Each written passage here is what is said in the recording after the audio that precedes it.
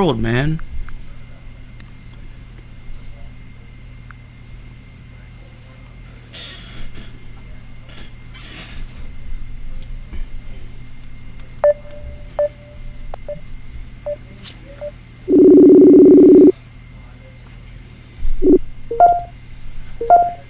Check, check, check. Mic check. Hello. Hey, what's going on? What's up? My What? street name is Mike Check. What is going on, man? Burnt Witch. We got you guys live on the Zach Moonshine show with Metal Devastation fucking radio. How y'all doing, man? Long time Doing damn good, man. Caller. We're excited to be here, brother. Hell yeah, dude. Hell yeah. So tell us, man, what's been going on in the world of Burnt Witch, man? What are you guys doing? Burning witches? Stay at it, bro. Stay at burning those witches. Hell yeah. Hell yeah. I don't know with these gas prices. Yeah. Nah, you don't want to use no gasoline, man. It's just too expensive. Yeah, we have an alternative means of. No, unfortunately, you got to do it the slow way, man. Yeah, just go grab some sticks out of the fucking woods. Hell yeah. Kindling. Yeah, get one of those pine logs, you throw in the fireplace, get it started.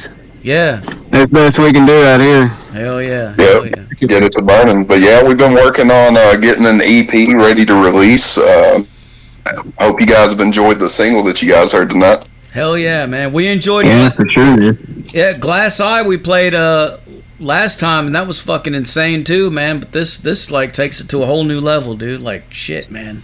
You guys are doing it right. Glass Eye and Bastard are two very different songs, but both heavy. Yeah, it's heavy. It's definitely heavy. So tell us, man. Give us a brief rundown, like a little history lesson on Burnt Witch. Like, how'd you guys get together? How'd this all start, and how long you guys been doing this? Well, since I'm the new guy, I'm gonna back up and let the old people talk. Well, it originally started as a project between me and Dustin, our clean vocalist.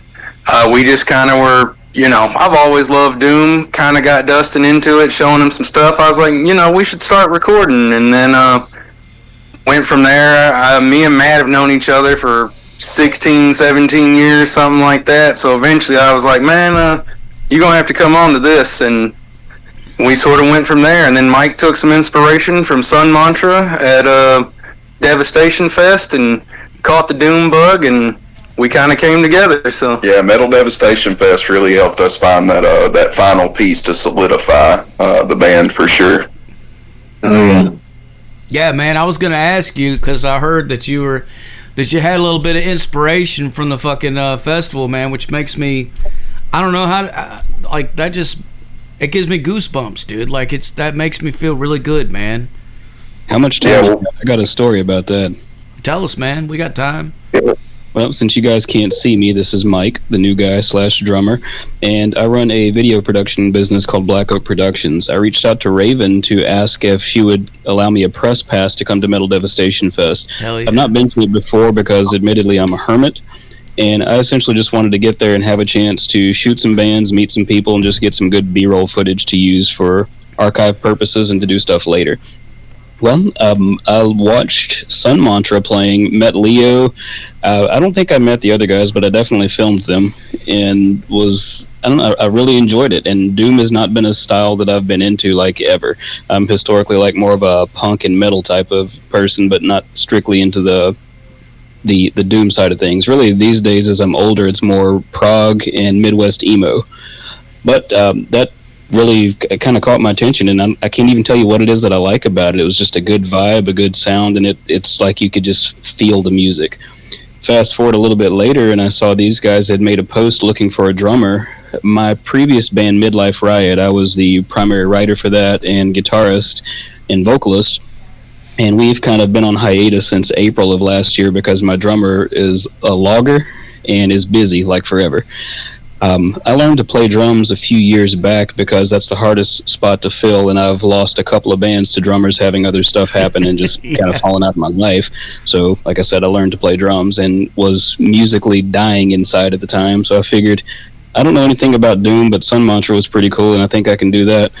So I answered James's ad looking for a drummer, and me being me, as you can tell, I'm overly analytical.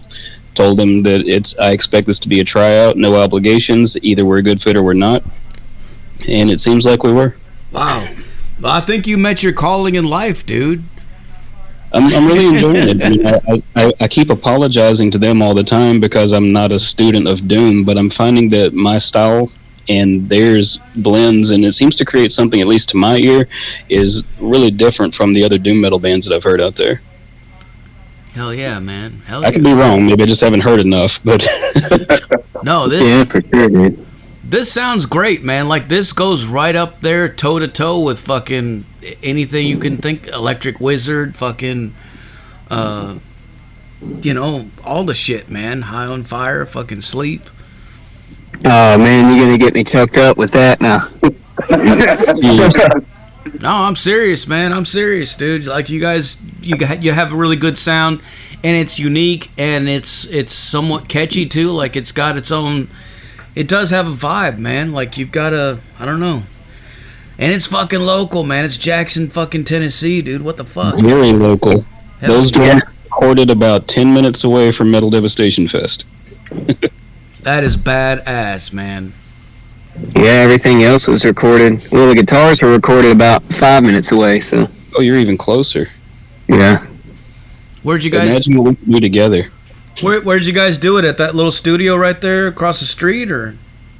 No, I've got a drum studio in my home. I've got a YouTube channel teaching Reaper and also a drum editing course on ProMix Academy. And like I've got an entire room in my home dedicated to recording drums live because nobody does it anymore. People want to sample replace everything, and I'm a jackass about it. Oh, dude, there's nothing like the live sound of actual physical acoustic drums in a room, man. Like, it just, I mean, it's, yeah. Agreed. It's a challenge. It's difficult, but like you said, I feel like, and I hate to keep using the word feel, but you feel more of the actual drummer when it's their performance. Yeah. Mm-hmm. Yeah, you can Agreed. get it. That's what brought the tracks to life, I feel like. Yeah, Yeah, the more cohesive feel. Yeah, it was really what took them from, you know, demos to songs. Well, the band name, Burnt Witch, how'd you guys come up with that? I don't even remember, to be honest. I think It started the as a original hobby. name. The original name was Dope Lich, and I don't know how the conversation got started. Yeah, Throne of Gallows. Yeah. Like most early bands, you know, we didn't have any clue what we wanted to do, so the name was changing a couple times, and we finally got to Burnt Witch, and we're like, man, that sounds doomy. Yeah, it just suits us. Suits our sound. I like Yeah, it sounded evil. Yeah. it. Does, man. I like the logo. I like the fucking the artwork and stuff that you guys been posting so far. It's really cool, man. Oh yeah, appreciate it, man. We've definitely been putting a lot of work into making sure that everything we do has that professional edge to it. You know, Mike with his wealth of experience, and I think each of us have our own well that we can pull from. That it's not just the music, but it's everything that surrounds the band. We're really trying to push this out, and we're real excited about the EP that's coming out. Who did that artwork with the fucking that wizard-looking skull dude holding a fucking globe thing? I wish I knew his name offhand to credit him. It honestly was a guy I found online a while back. Like Matt said, Dope Lich was the original name of the band. I just kind of really like the idea of a, you know, evil wizard that smoked too much weed. Surprisingly enough, that's the name of our new EP, which is going to drop February 13th for anyone who's waiting for it. Yep, a Friday the 13th drop of some heavy doom love. Hell yeah. But yeah, I wish I had the artist name handy, but I don't. But he's somewhere on the internet, and I'll post it on our socials at some point. But Hell yeah. And there was a running joke too that, you know, we were gonna be called Dope Lich. We were gonna have a song called Dope Lich off of an album called Dope Lich. Because all the best bands do that, you know. Yeah. Fortune. So many of my favorite bands have the the name of the band, the name of the record, the name of the fucking song, fucking Overkill, fucking Motorhead. Black Sabbath. Black Sabbath. Yeah, Black Sabbath. That's where it all started, right there. Amen. Yeah, hell yeah, man. Rest in peace, Ozzy, dude. What the fuck, man? What'd you guys think about that shit, man? Last year, that was Heartbreaking. It was tough to watch the last show, man. It was pretty hard to watch towards the end for sure. Yeah, Mama, I'm Coming Home. That broke me. Yeah. Well, it's one of those things that makes you feel like an era of your life is kind of over. You know, even though it's someone you never meet personally, they touch your life in so many ways when they're gone. It's like, wow, man, that's crazy. But yeah, I remember that day when that was going on, and I kept telling myself, I'm like, I can't watch that, I can't do it. I've seen Ozzy a million times, I've seen Sabbath live, but to watch the last thing like that and see him in a chair, I just felt like it just wasn't going to be right. But then I kept seeing people making posts about it, and I'm like, fuck. And I was like, fuck it, man, I got to. Like, how can I fucking miss this? So I got a ticket and tuned it on the TV, and it was right when Pantera was getting up there doing their thing. And right away, I was like, oh, hell yeah, because just like, well, watching all the other bands get up there and tell their little stories about how Sabbath influenced them, definitely drawn at the heartstrings. But then when Ozzy came out, and yeah, like you said, man, when he did Mama, I'm Coming Home, it was like you knew exactly what he was saying.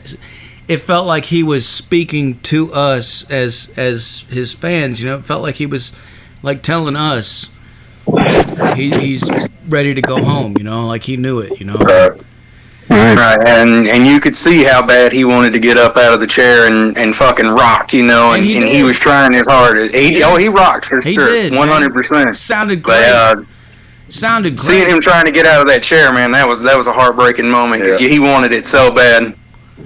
Dude, for some reason, for me, it was just seeing Bill Ward playing drums because that's like the hardest dude ever to get out, Yeah. Like Black Sabbath never wanted to play with Bill Ward again because he caused so much trouble. He took his shirt off. Yeah, dude, seeing him on the kit gave me like the, oh man, this shit is real, Yeah. Kind of feeling it. I don't know, man. It kind of brought the gravity of what I was watching down on me pretty hard. Well, they've been there. They've been there ever since we were all kids, man. Like, like they are. That is the epitome of everything that any of us is really into as far as this heavy music and all this kind of stuff. Like, I mean, I tell people all the time, like, dude, I wouldn't even have this job. I wouldn't even be sitting here talking to you right now if it wasn't for them doing what they did way back on that first record, man. Like they literally opened up the gates, and ever since, just all these different genres and subgenres of metal, it all goes back to that, like it all trails back to that, man. It's like, and it's gonna continue forever, they'll always be remembered. But yeah, it's weird to know that they're not, well, that Ozzy's not here anymore. The rest of the band's still here, and I'm looking forward to hearing Tony Iommi's solo record that he's putting out this year, man. That's gonna be cool. Yeah, that'll for sure be sick, man. Well, back I remember where I was when I first heard him. What? I remember where I was when I first heard Black Sabbath. It was like such an impactful moment on my life that I remember exactly where I was and what I was doing when I heard them. What was it, man? Tell us your story.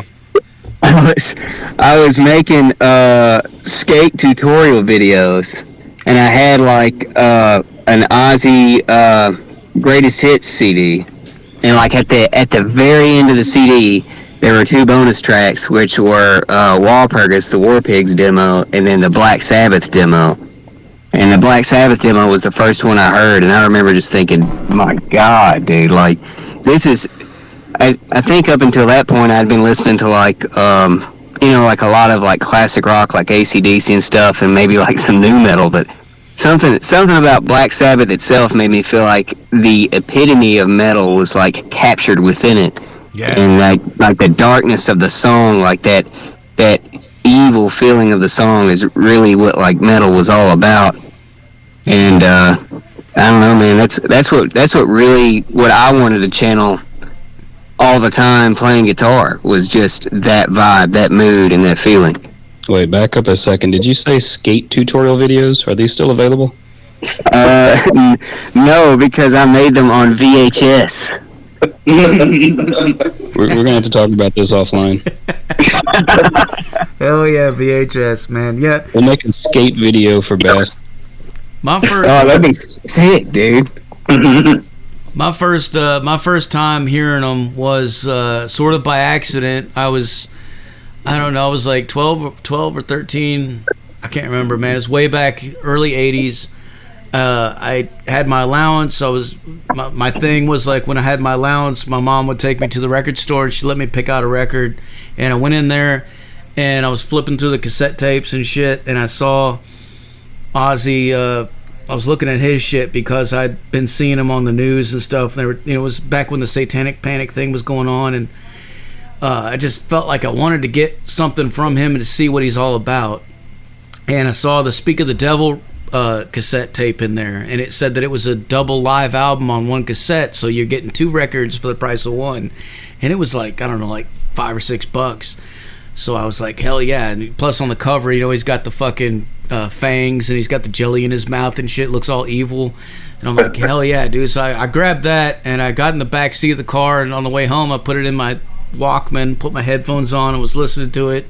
And right away, dude, I was like, just like, it like took me to this different universe of, because before that, like I had heard like Motley Crue and Iron Maiden and stuff like that, but nothing as heavy as this. Like this was, but that record is all Sabbath covers. It's his band, but they're doing just all Sabbath songs. And when I got home, I put it on my stereo in my room and I was blasting it. My mom heard it. She was like, she came in there and she was like, "That's Black Sabbath." She was like, "I used to listen to that when I was a kid." And she started laughing, and then the next day she went to a yard sale and found Paranoid on record, on vinyl, and brought it home to me. And that's when I heard like the real shit, like Electric Funeral and stuff like that. And I was like, man. But yeah. Hell yeah. Funny enough, I had a parent introduce me to Black Sabbath. I grew up, 7 or 8 years old is when like Backstreet Boys and NSYNC and boy bands were big. And when you're little, you listen to whatever people at school are listening to. And I remember my dad coming in and I was listening to some boy band or something, and he looked at me and was like, "Hey man, this shit's garbage." And he went out immediately and bought a Black Sabbath CD, and he was like, "You're gonna listen to this from now on." And I was like, "Yep, yes I am." Well, you said you were 7 or 8 when Backstreet Boys came out. Am I that much older than you? Yeah, unfortunately, but we still love you. Like, they got together at 3, and I graduated the year after that. Yeah, I'm pretty old too. Like, my first musical fucking, like, the big thing that really got me into music was Michael Jackson, man. That Thriller fucking video, when that came out, I remember that.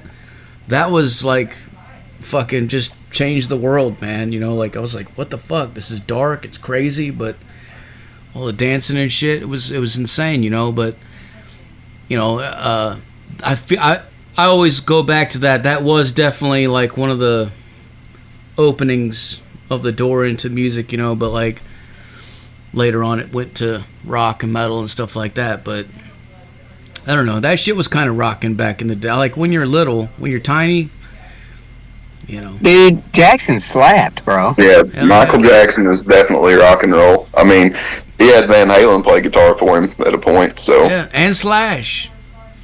Yeah, and Slash, but I think that went a little bad.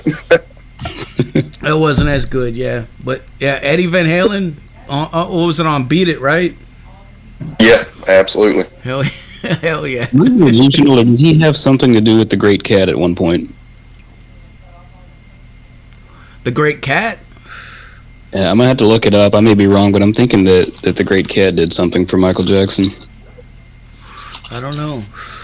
If I am wrong, just delete this from the interview. The Great Cat is still kicking too, man. Like her publicist is constantly sending me new videos, like all the time in my email. Fucking like just those wild shit, crazy fucking, just going nuts, destroying the guitar.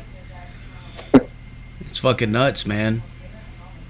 Yeah, Michael Jackson definitely knew how to bring together a group of musicians. He was kind of like James Brown in that sense, pulled together a great group of musicians, but his musical mind crafted just amazing songs that I think inspired a lot of stuff that came after it, for sure. Well, yeah, because he was always thinking outside the box, and he was doing his own thing, and didn't care what anybody said. Man, he was on his own road, you know. I remember when Michael Jackson did that Moonwalker video and turned into a transformer at the end. That was legend. Hell yeah, hell yeah. Hell yeah. Well, back to you guys, man. Tell us about these songs, man. Well, actually, what I really want to know is for all the gearheads out there, myself included, man. We want to know what kind of amps and pedals and fucking string gauges and fucking shit like that are you guys using, man? What kind of cables are you plugging in that are making this sound? All right. We'll let Matt take that one away. He's a head. So for Bastard specifically, it was an SG.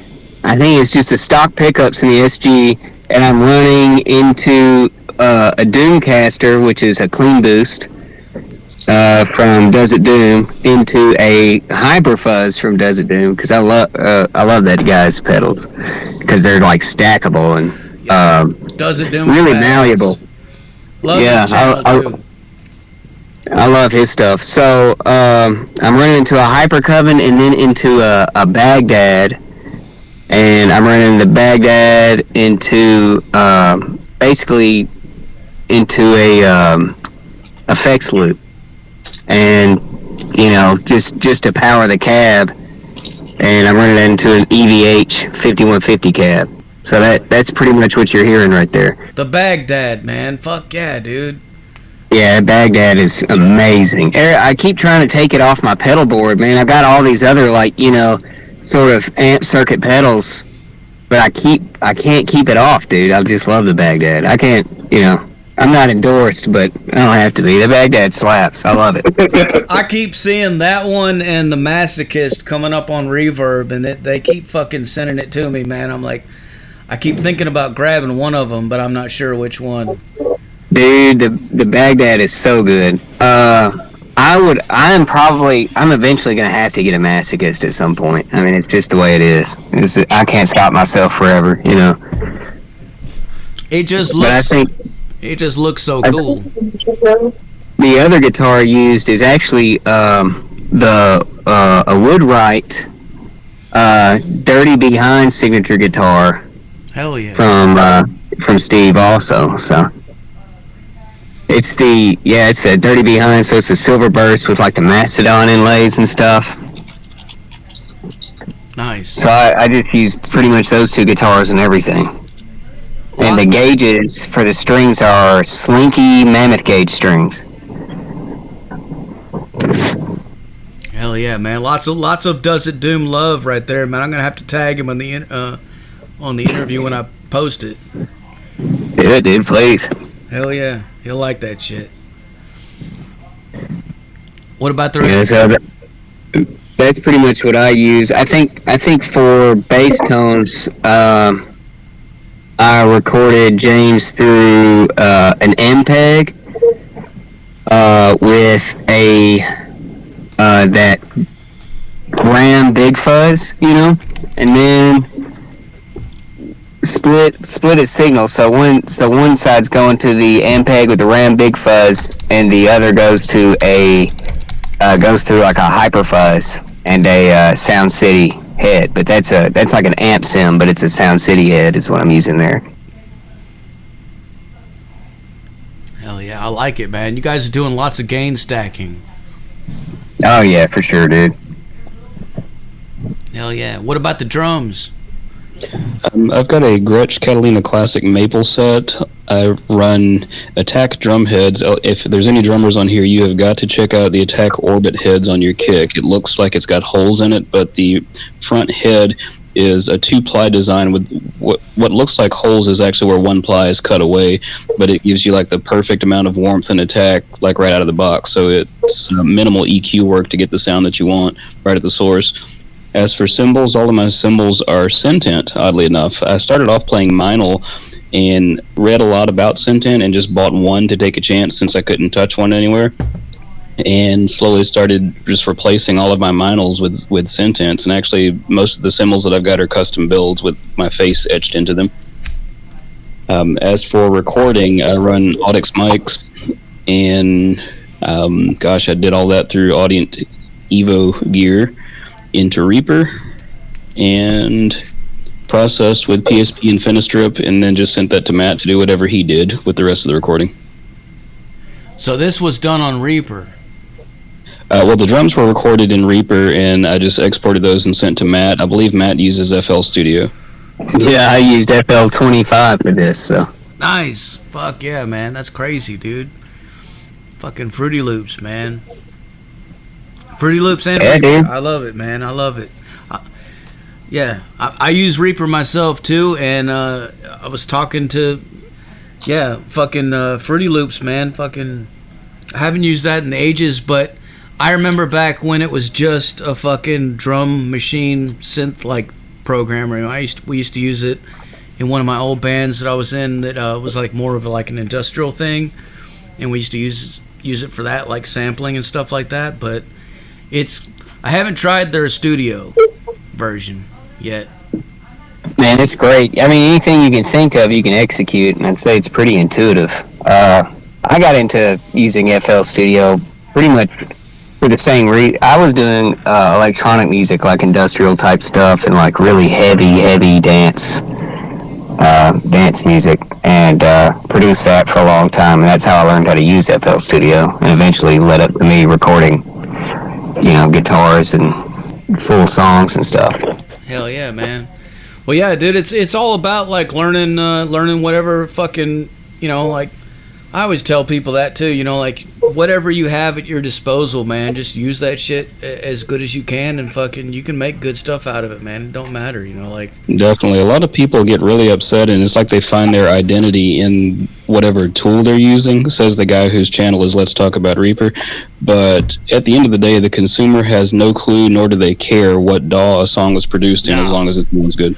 Yeah, no, they don't care. They don't give a shit what fucking pedals we're using or tube amps or anything like that. Like for us, the players, when we're sitting there playing it, and listening to it, we hear all those little fucking things, but I don't think 99% of the public, they don't fucking hear that really. I don't know.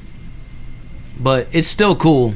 Like for those of us, especially those of us that are fucking gear nerds about it, we like it, dude. Yeah, that's 100%. It's like every time I go to a show, I always migrate to the stage and have to check out everybody's pedal boards just to see what they're running. Yes. Every year at the festival, dude, I'm always up there fucking looking at who's got what on their pedal boards and what amps they're bringing out, and fucking I'm listening to it, man. Oh, yeah, I definitely snuck over there behind stage just to look at what everybody was running. Hell yeah. I almost don't even care what they sound like anymore. I'd buy pedals just because they look cool. Like, this one's got I'm the same way with, like, buying a bottle of something to drink. Like, this may taste bad, but the bottle's cool, so if I have to dump it out in the sink, at least I've got a cool bottle. Yeah. Some pedals definitely, especially with pedals, man, because some of them just look so cool. It's like, you just want that on your pedal board just so you can look down at it. Like that fuzz pedal that's got Wilford Brimley with laser eyes on it. Hell yeah. Fuck yeah. Yeah, like I've got a Jerry Cantrell signature wah pedal, but it's the tribal edition. It's, purely for me that's on the board. Any Crybaby would probably work, but man, it looks cool to look down at it. Yeah. I'm a fan of the Morley wah pedals.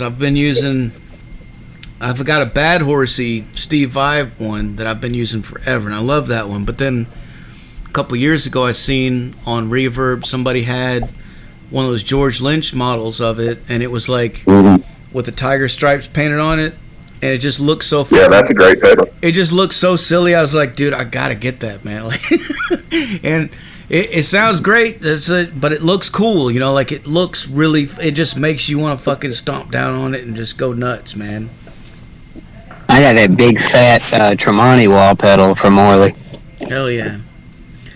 The thing I like most about the Morley pedals is the fact that there's not that little click switch, so you don't have to step down and switch nothing. You just, when you're ready, you just hit it and you go, and then you let off and you're done. Like there's no, I don't know, man. Yeah, the last thing you want to be doing on stage is more footwork, man. Right. Yeah. I know the Crybabies make a version that's like that, but I think you have to get it special ordered or specially made or something. Because I've seen a few people that have them. Like, there was one guy that I was watching a gear rundown on YouTube that had the Zach Wild wah pedal, and normally his have a fucking switch on it, but this guy had one that didn't have a switch on it. I'm like, how the fuck did he get that, man? But yeah, I guess you gotta get it. If you know somebody, then you know somebody that knows somebody. But anyway, fucking tell us about these songs, man. Like, what are some of the, like, lyrically wise? What are you guys talking about in these songs, and do you have a theme or anything? I guess that's a me question. I basically, man, I write lyrics all day long. I have a very monotonous job that allows me to do that. So I have lyrics stacked from any subject that you could possibly imagine. But specifically with Bastard being the theme tonight, Bastard, when I wrote it, it's one of those, everybody's got that day you feel real down. You feel like the world's against you. Everybody's like, fuck this guy, whatever. And I don't know, man. Bastard was just kind of a song written from the person in those shoes' perspective. Yeah, I guess that's all I could say. What about Glass Eye? What's that one about? Glass Eye was, man, I was watching a lot of old black and white movies, and old black and white movies always seem to have like some sort of fortune teller in them for some reason.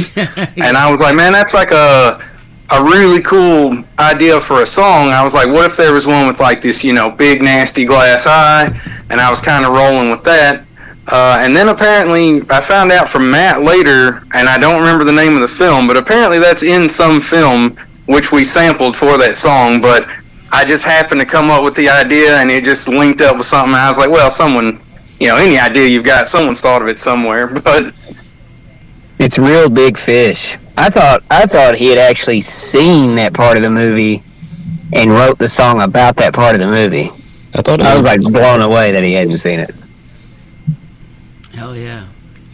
So tell us what's coming up next for you guys, man. Do you guys have any plans for any videos or anything like that? Or I know you got your EP. It's going to be releasing. When's the date?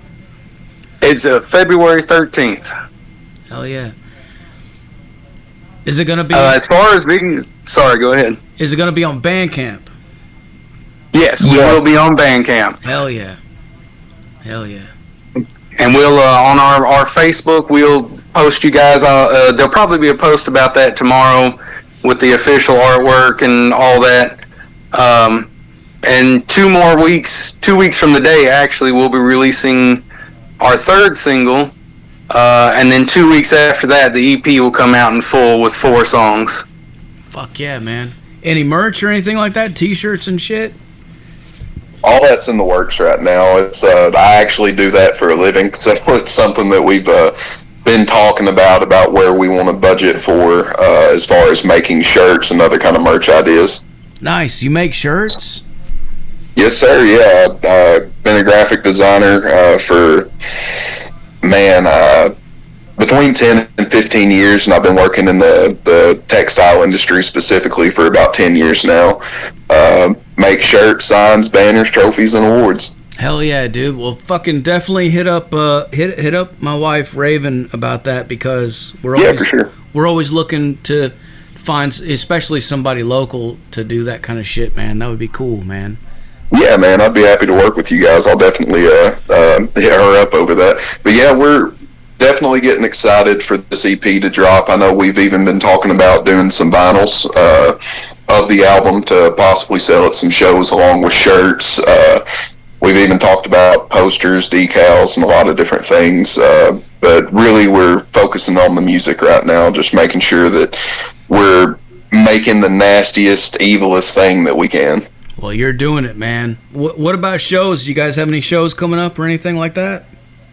We do have one confirmed show at the moment. There's several in talks, but we will be playing in, what was the Park Hills. It's Park Hills. It's right outside of St. Louis. We're going to be playing that April 25th. And we've got a few more in discussion, but we met a cool band through Facebook up there called Stone Wielder. They said they really dug our stuff, and he's like, man, when can I put you on a show? So I was like, yeah, man, we're happy to come play. It'll be cool. That's wild. We have to take a moment to appreciate how new this union is and how quickly things are coming together. And I think a lot of this is largely in part from Zach, you playing our first single on the show a couple weeks ago. Yeah, absolutely. Zach, you and your wife have both been awesome and super supportive of us through this whole thing. So thank you guys for that. 110%. Man, you're welcome, dude. Yeah, we'll put it out there and put it in anybody's ear. Like any bands out there that are listening right now, if they're booking shows and looking for tour mates or anything like that, man, fucking send them your way. Absolutely, hit us up. Let us know. Hell yeah. All right, guys. Well, I guess I'm about out of questions for you. Is there anything else you want to let the people know? We are working on an album. That is true. That is about all I can officially say. Yeah, there have been several songs demoed that you guys won't hear for quite a while, but it is in the works. So. Nice. Fuck yeah, man. Well, keep it going, man. Before I let you guys go, can I get you to make us a station tag real quick? Absolutely. All right, whenever you're ready, say something like, "This is Burnt Witch, and you're listening to Metal Devastation Radio." Which one of us wants to do it? we need a count in. All right, 3, 2, 1. This is Burnt Witch, and you're listening to Metal Devastation Radio. Okay, let's do that one more time. Yeah, latency's going to be a bitch on this one. Oh, this is brutal. I nominate Dustin as tribute. Do this. This is Burnt Witch, and you're listening on Metal Devastation Radio. Fuck yeah. Hell yeah.